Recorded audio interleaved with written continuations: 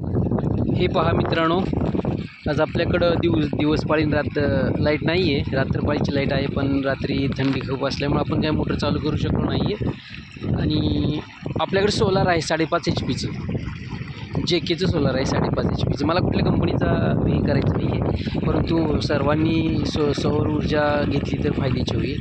हे पहा, आभाळ आहे, वातावरण थोडंसं हे आहे, परंतु आता हे पाणी जवळजवळ माझ्या मते एक 1200 फूट आहे अंतर विहिरीपासून. ते मी आता सध्या उभा आहे तिथं, म्हणजे ती झाडं दिसतात त्याच्याही पलीकडे विहीर आहे. लांब आहे अशी विहीर, ही झाडं, आणि याच्या पलीकडे विहीर आहे.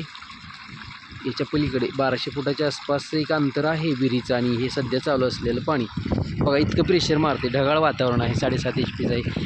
आणि हे पाटाने पाणी द्यायला चालू आहे. मका टाकले आपण, आता हे आंबोण्याचं पाणी देतो आहे.